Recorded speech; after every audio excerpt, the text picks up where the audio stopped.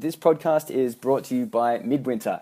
These guys were a startup, an entrepreneurial startup some 10 years ago, way before it was even cool to be a tech startup, and have since then gone on to win every single award year after year after year when it comes to financial advice software.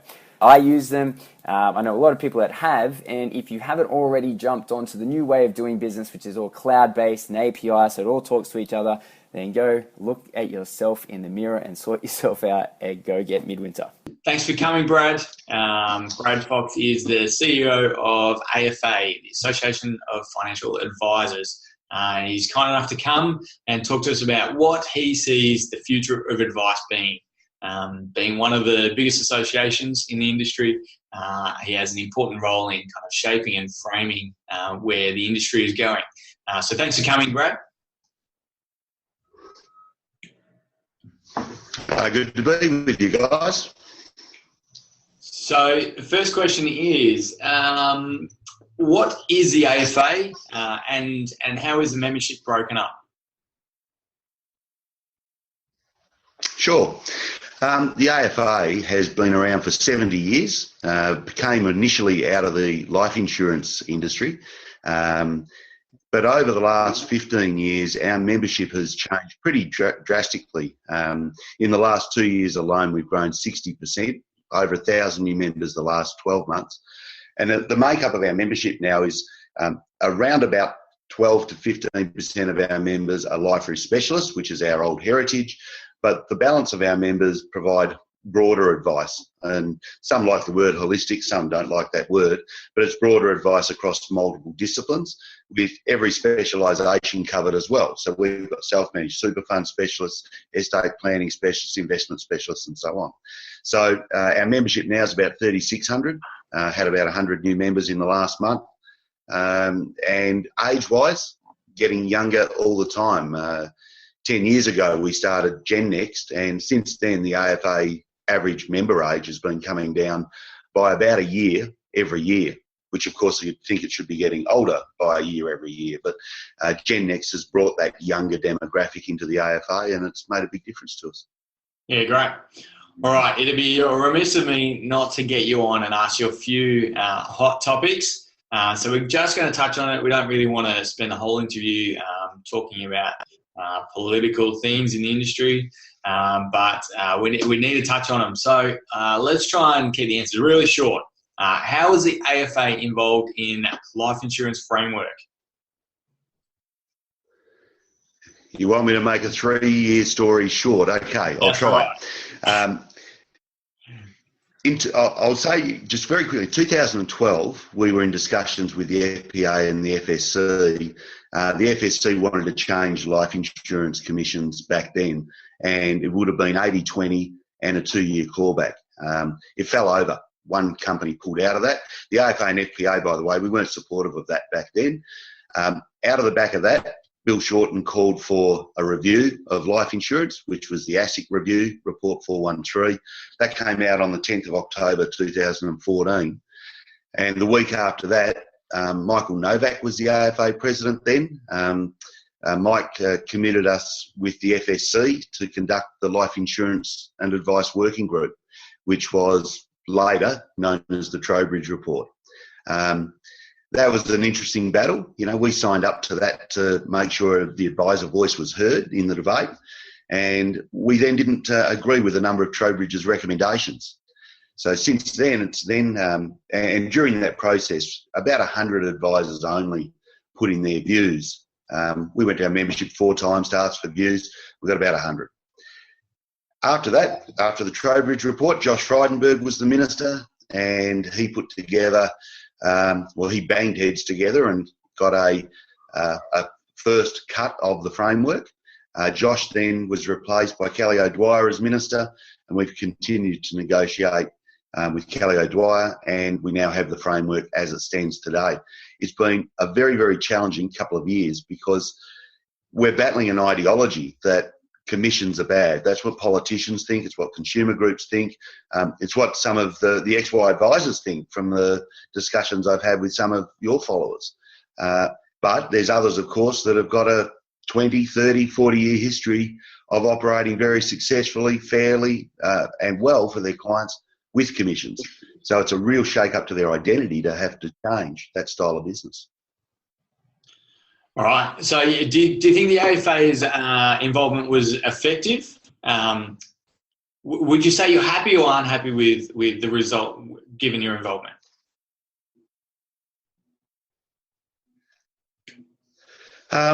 We were effective. There was a very, very strong company push, not from all insurers, but certainly from a reasonable number that have very loud voices to go to level commissions only under this framework.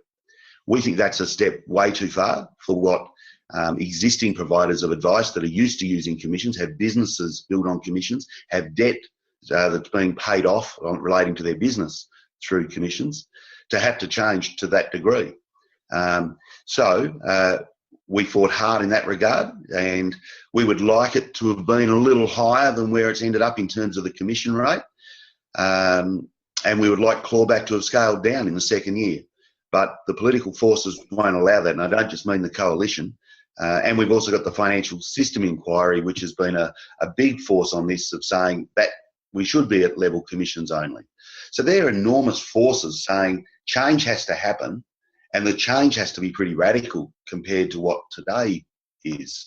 So I think we have been effective in getting to a position where advisors will be able to operate a sustainable practice, that the impression that commissions are too high, whether that's right or wrong doesn't matter, it's an ideology, but that is now significantly changed by the, on the face of it, about a halving of upfront commissions.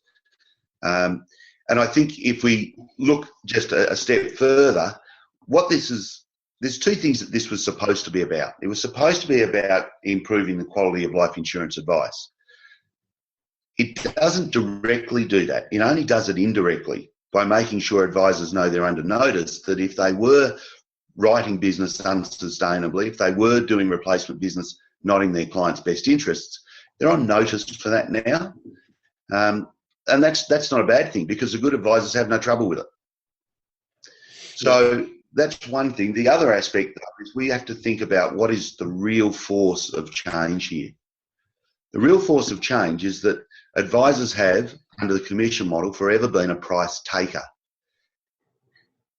In most forms of business, when you're trying to create a great business, the last thing you want to be is a price taker. You want to be a price maker. So if I was an advisor today, and when I speak with guys from XY and from our GenNext group, there's so less wedded to the idea of commissions. There's so many of them going commission-free on risk insurance advice and just charging a fee. That removes this dependency on the product provider as a price taker. It's a much smarter way to build your business, but of course there's significant challenges in how you do that, particularly if your client base is younger and cash flow isn't an easy thing to pay fees from. Yeah. So these are the forces that are bringing change to the market, and we mustn't forget that it's that bigger force of clients, the public, saying commissions they're concerned about. We've got direct insurance pushing in. How do we compete against that? We've got to differentiate away as advisors rather than compete and let it be commoditised. Yeah, I'd love to run down the price maker, price taker garden path, but we don't have 3 hours, so we're going to move on. The next question is about all the different associations. I just did a quick Google this morning. What did I find? I found the AIOFP, the LICG, the FBA, the AFA, the IFAAA, and from an advisor's point of view, there seems to always consistently be infighting. This association is better than the next. That association is bad. I read last week that if we support, as advisors, FBA and AFA, we're funding the enemy. So, hot topic, really quickly, how do you deal with the infighting between the associations?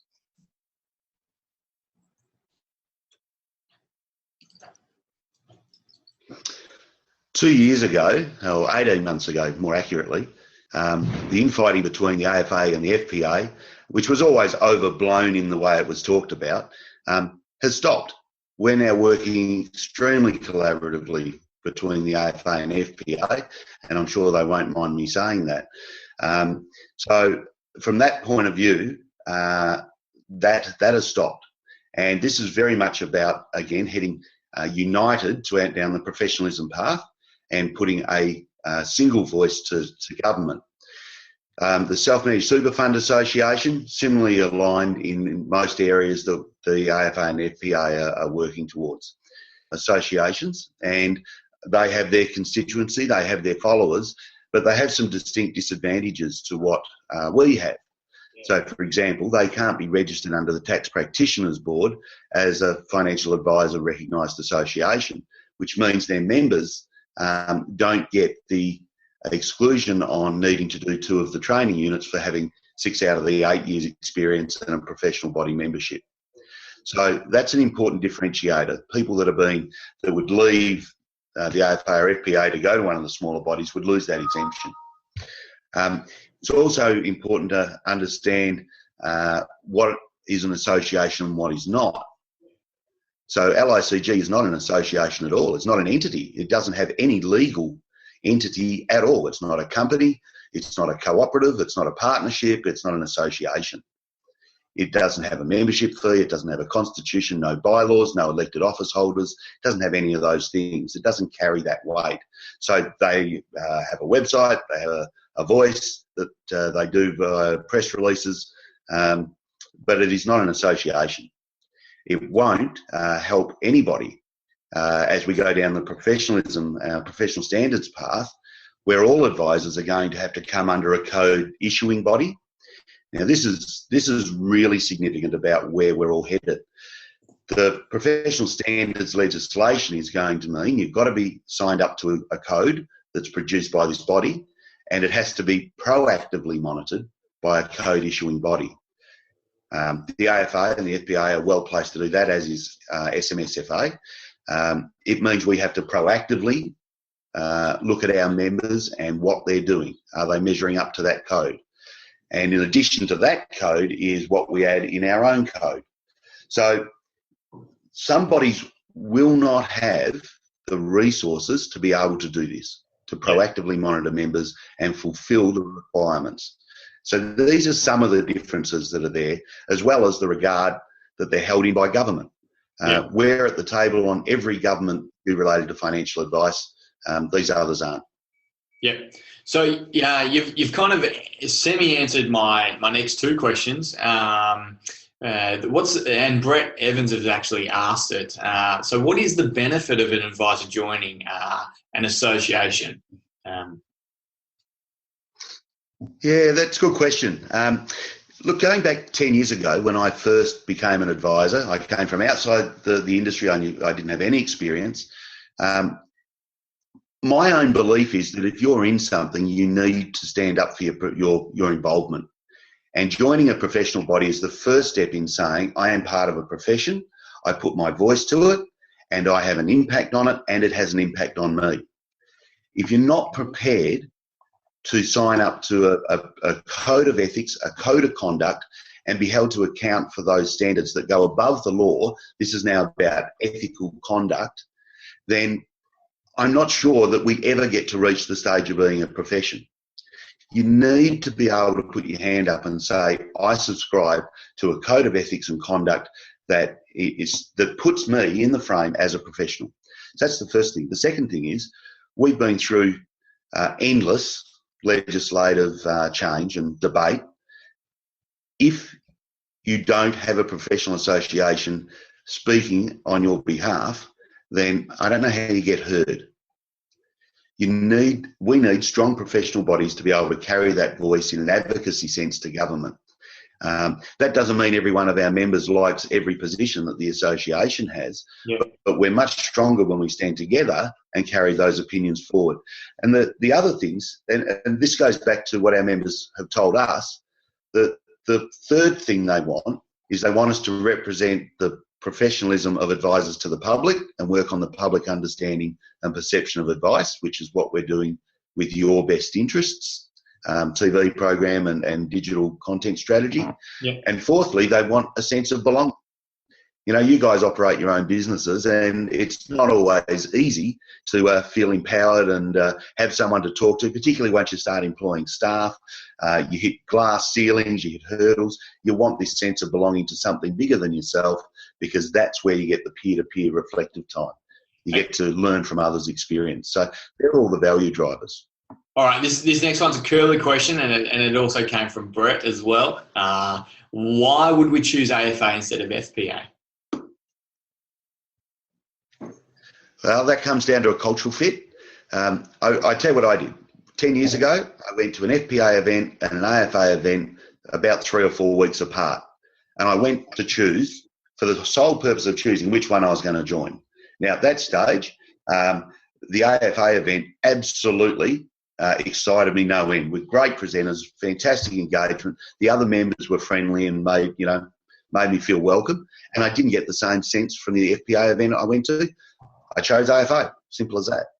So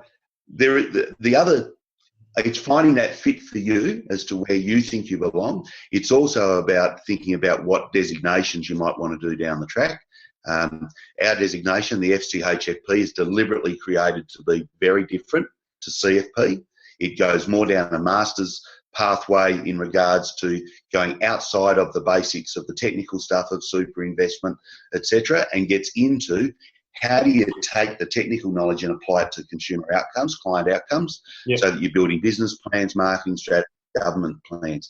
So the education element is a very important determinant for new entrants to the industry or profession now. Yeah, for me, I did that. I signed up to be a member for both, went to events, and then chose one from there. So what are the 3 things that you'd like to see changed in the industry? Only 3. Only 3. I think we'd all love to have a period of stability. So let's wind the clock forward 6 months and let's consider that perhaps by then we've got the professional standards, legislation and regulation complete, that the life insurance framework has been implemented as well. Then I would like to see a period of stability where advisors can really spend their energy and time on adapting to bring cost efficiency to how they provide advice.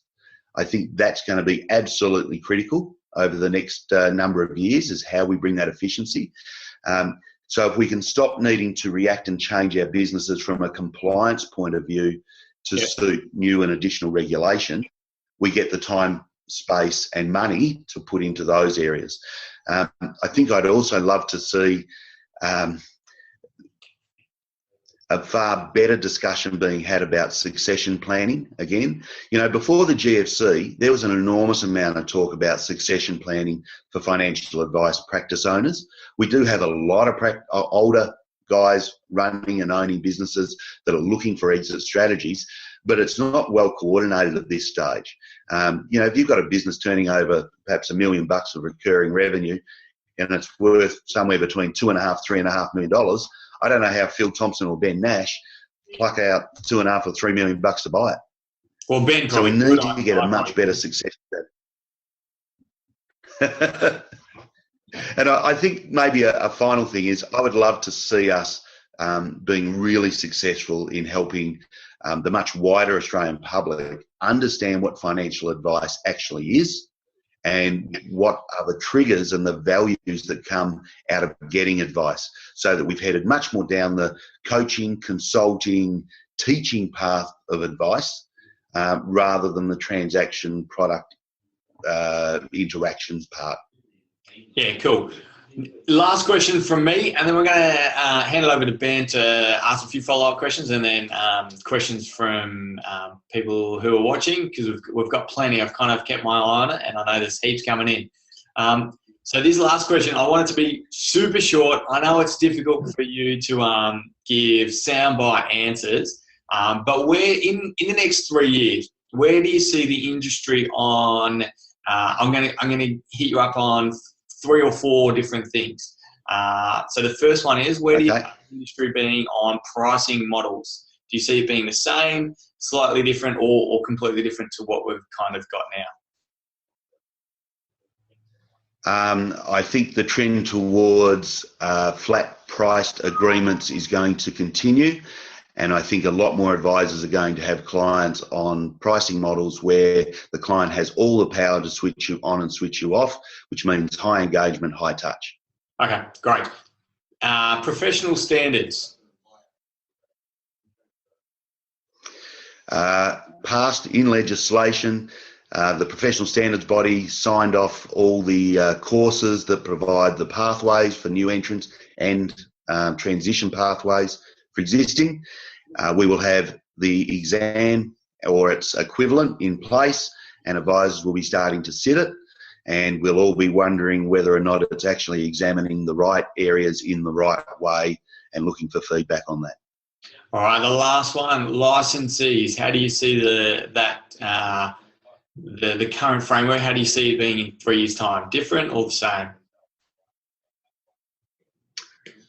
I think the licensee space will change incredibly. I'm not sure whether it will be in 3 years or a bit longer.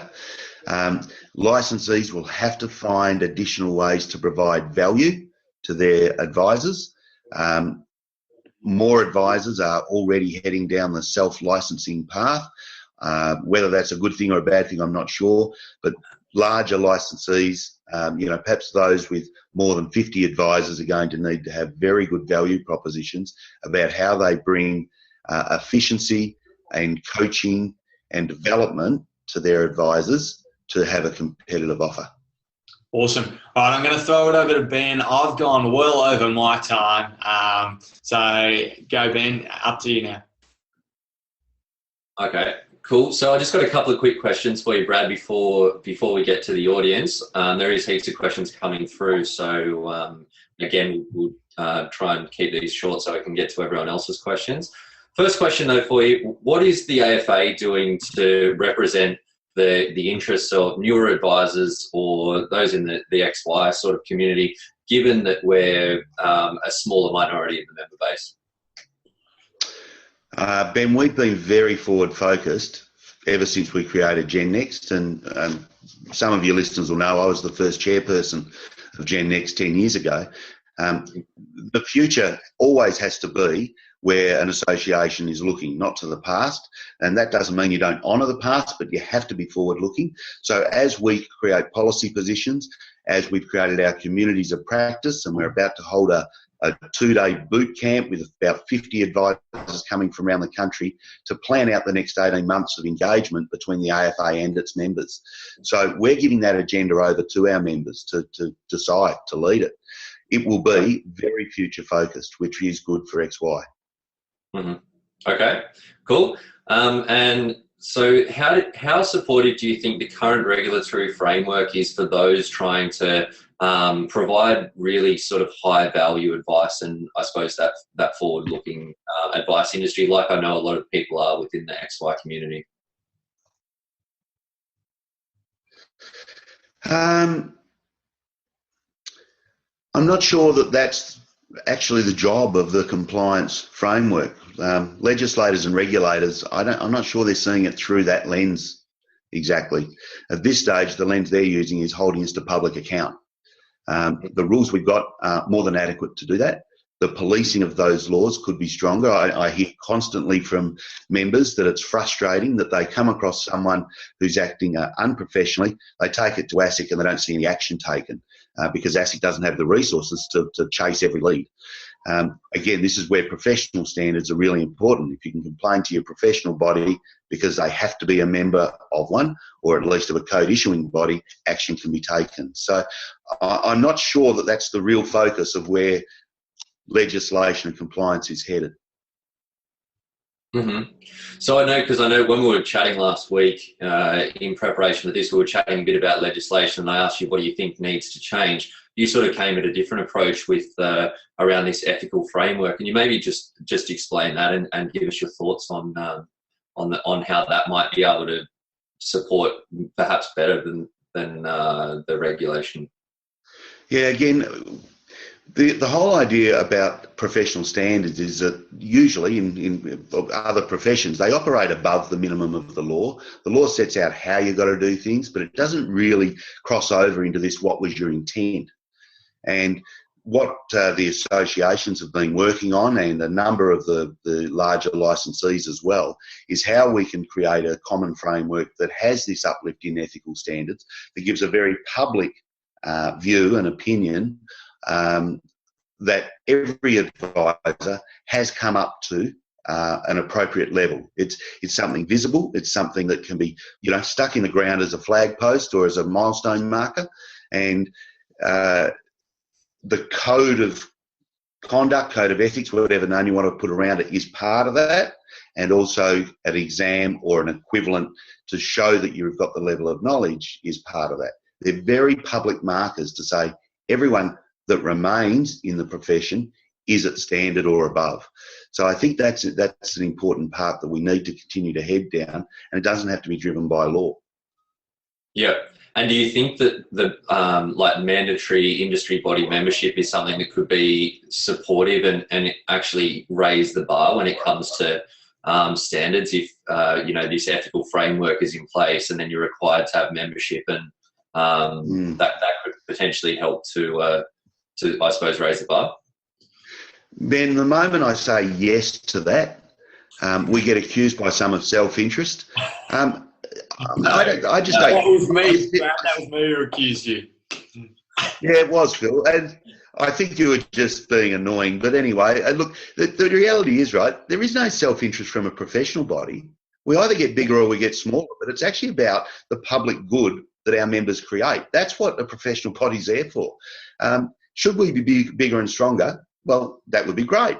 It doesn't change what we're about. It doesn't change what we do. It just means more people are part of that journey. So should there be compulsory professional body membership? Yes, there should. Do the professional bodies need to earn their stripes to be called a professional body? Yes, they do. That needs to go through some sort of sign-off process, which other professions have as well. So, yes, we should have it. Absolutely, we should. And what that means is a very difficult rub between the professional body leading, inspiring and supporting its membership, but also having to hold its membership to account, where if we say you can't be a member anymore because your conduct is not appropriate, we actually take away your right to practice. Mm-hmm. Now, that's not something the AFA has ever really wanted to have, but for us to be called a profession, that's the direction this heads. Yeah. And what do you say? I've already heard the answer to this one, but I'm sure that those watching in would be interested to hear. But what do you say to those that say that conflict does exist between, you wanting to obviously say that the membership should be mandatory so that you guys grow, and that the conflict exists in terms of why are you going to kick people out when that's obviously one less member for you guys. This is the higher purpose of professional bodies, Ben. We will always have that rub between having a member in or putting a member out. We have it now. That's not a conflict of interest, in as much as one individual member is not a financial concern to the AFA per se. Membership, depending on what sort of member you are, between $600 and $700 odd dollars. It's not much in an association turning over $4.5 million. So that individual conflict is nothing in terms of a concern to us. If others, it would be the same concern that the Law Society has, the same concern the engineering bodies have, the Royal Australian College of GPs. That's not a conflict that I think any of us need to defend. Being part of a professional body that has the consumer interest, the greater good of society's interest at the forefront,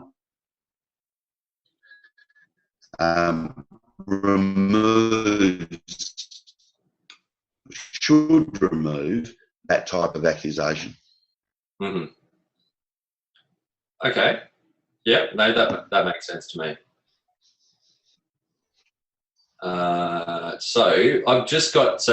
That's great. I've got a couple of questions. We'll get to the audience questions, and I've had a couple that were sent in to us yesterday.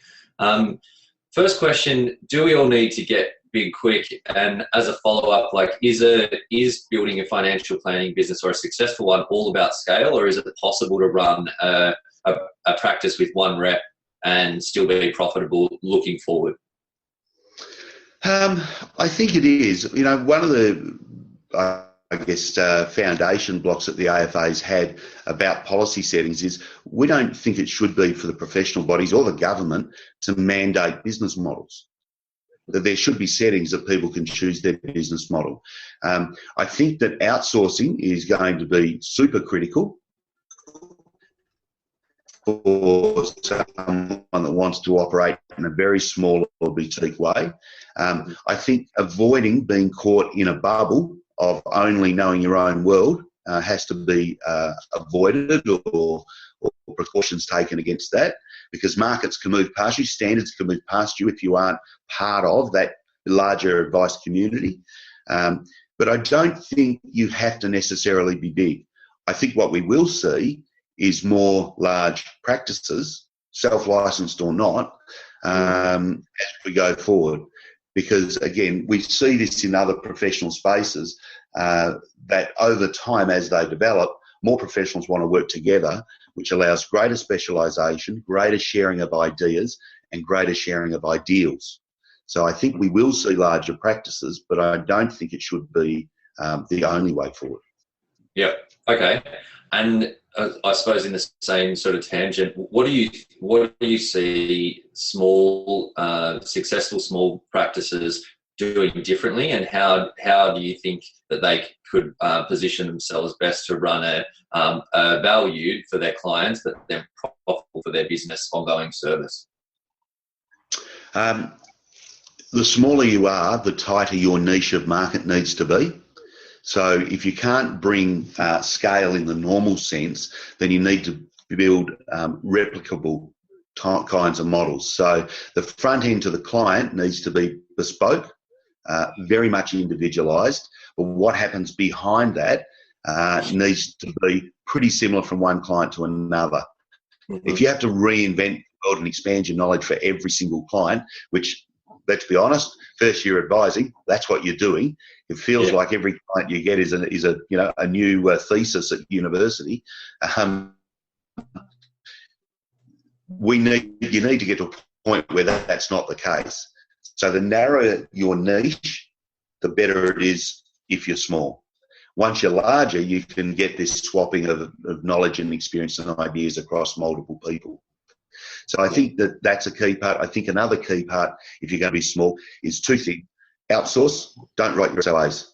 The moment you outsource your SOAs, you understand better the value and the cost of providing advice and what you should be charging. Mm-hmm. So I would outsource SOAs definitely, and I would also make sure that I had a regular catch-up with other advisors, perhaps on a monthly basis, that can be a truth and honesty network. I had one. I had a terrific one with 3 other guys. We used to catch up monthly and then got out to 2 monthly and then quarterly, where we could just be absolutely honest with each other about what we'd done really well.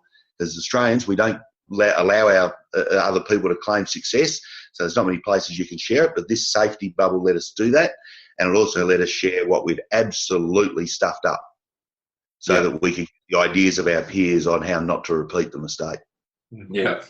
Yeah, I think that's a great idea, and that's what we've found definitely in the XY community, is that's where you get the most tips, and I know it's something that's helped me massively in my business. So yeah, and Ben, I'd also throw alongside that, make sure you get a mentor. So like the AFA mentoring program has about 200 people in it each year, and that's incredibly important as well. And especially if the mentor doesn't come from exactly the same kind of business as you're trying to set up and create, then you're getting a breadth of ideas, which is really good. It pulls you out of being so close to the knitting in your own practice to get more of that helicopter view that lets you get a better perspective on what it is you are trying to do. So I'd suggest, get involved in things like the AFA mentoring program as well. Yeah, terrific. Okay, and we've got a couple of questions from Shane Hay here. He's been busy in the question box this morning. First one, why do you think it is that the big 4 or 5 or 6 banks that set the agenda in our industry, and when will our associations take it to them to really set the agenda of advisors?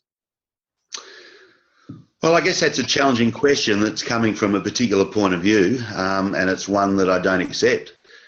We don't sit around the table asking the big 4, 5 or 6 what our agenda should be. Mm-hmm. We form our agenda. That's why we have 9 directors that are all practicing financial advisors. At the moment, they're all practice owners. They have very strong views on where we need to take the world of advice, and that's what we take to the table. Through periods of last year and the year before, the FBA and ourselves were meeting with a number of those large licensee owners, and it wasn't friendly. It was a conducive, challenging, collaborative environment, but I wouldn't say it was friendly. We don't share all the same views, and we constantly persuade, set our views, challenge them on theirs, and that's the way things progress. It's not a case of, I mean, this is interesting. You know, the LICG just wrote something that aligned advisors are part of the problem. Well, I'm sure out of the people that think the LICG are doing a great job, there's a lot of aligned advisors that are in an Apogee or a Financial Wisdom or whatever other licensees. We have about half of Australia's advisors in those groups. Mm-hmm. So they do have a significant voice. But those advisors are also members of the AFA or the FPA. So their interests are being fought for on multiple fronts. And yeah, it's certainly not a case of we all sit around the table and say, well, what do you guys want? Okay, we'll go do that. It's nothing like that at all. Yeah. Yeah, okay. And I suppose as a follow-up question on that sort of point from Joel, vertical integration supports the current AFSL model, and without it, AFSLs are unprofitable. What's your view on vertical integration, and how can dealer groups survive beyond the vertical integration in its current form? Look, this is a personal view, so let me take the AFA hat off. I've never liked the thought that a licensee is subsidised by product. I don't like that idea. And I would like to think that one day, not too far down the track, that can stop. So what does that mean? Well, I think advisors, individual advisors, need to make their own very strong choices about how they fit in the ecosystem of financial advice. If it's not providing a conflict to them, then good. If they feel that they're conflicted, they have to make a change. That's their own brand, their own professionalism stance.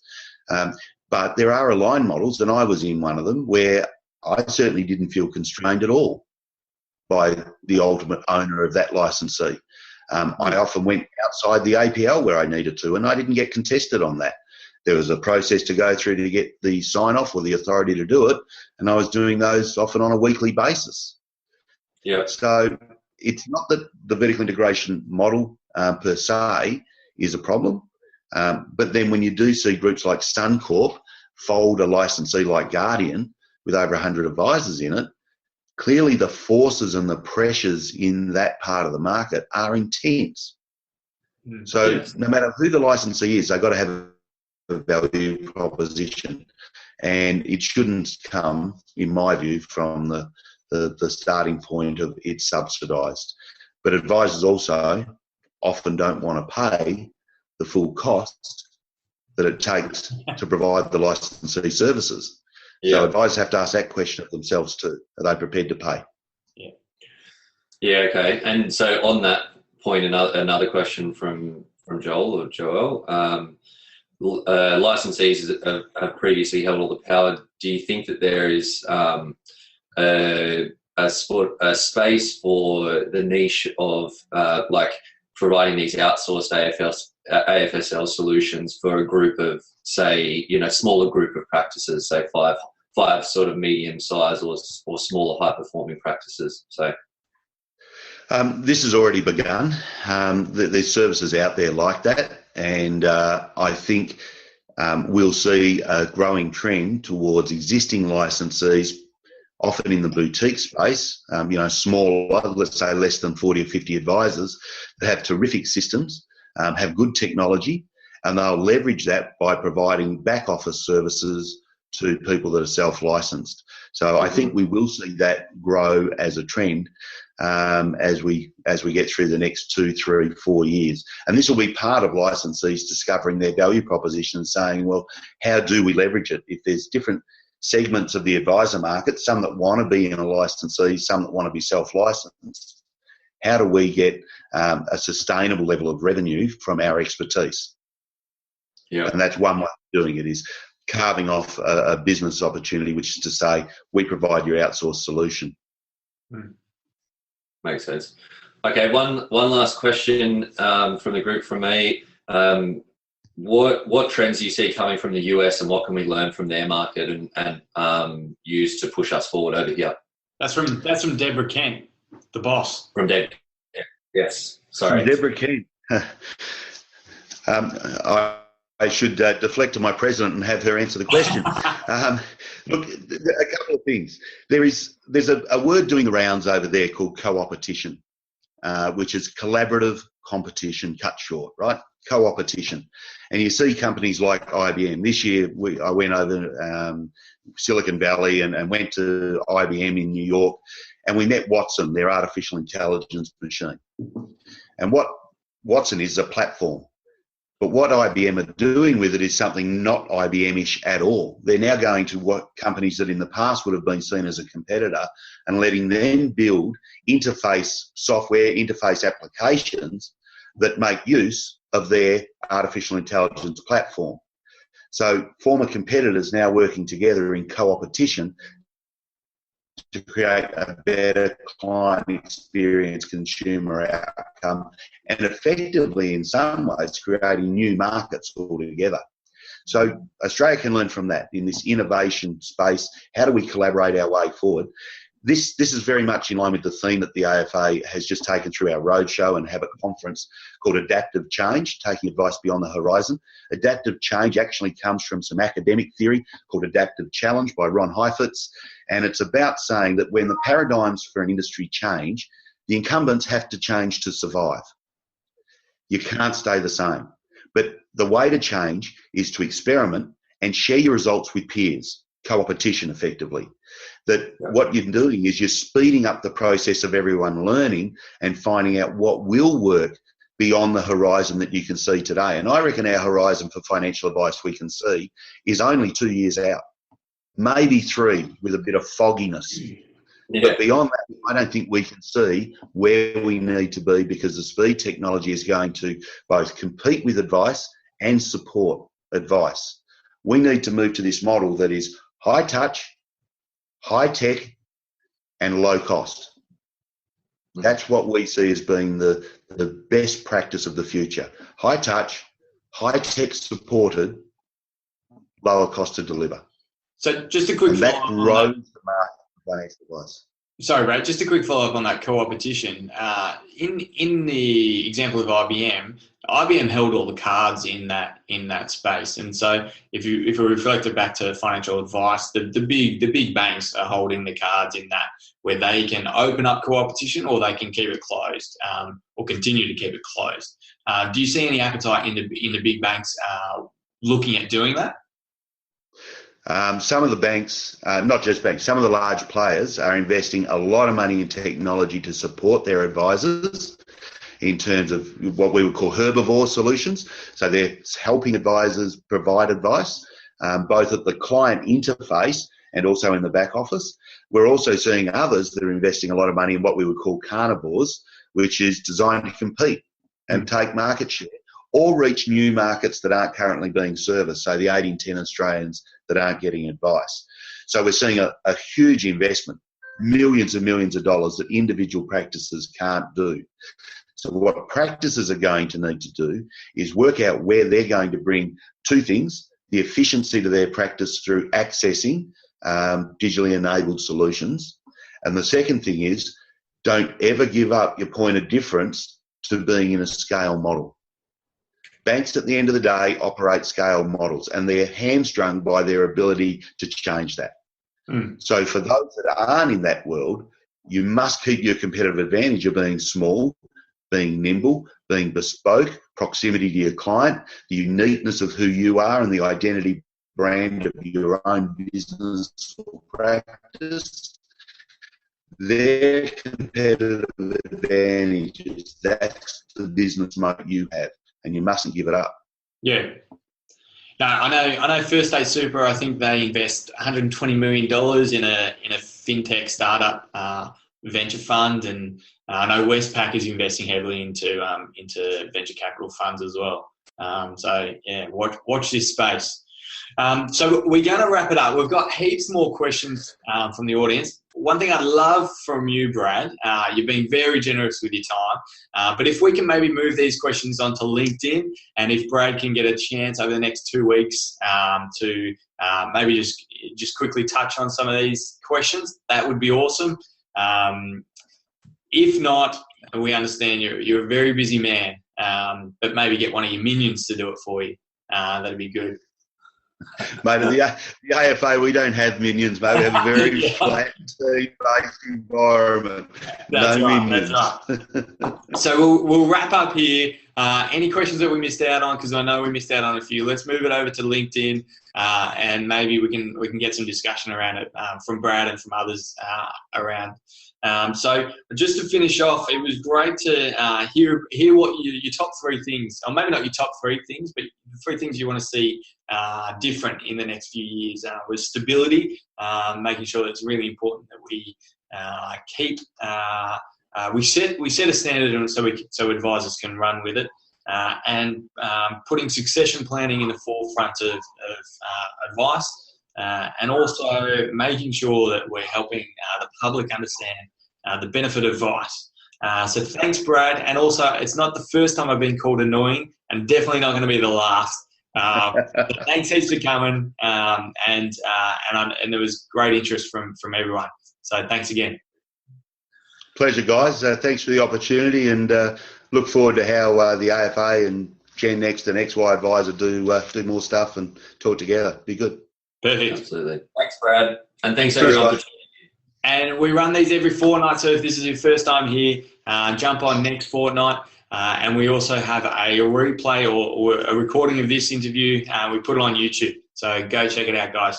Thanks, everyone, for coming, and we'll see you in a fortnight.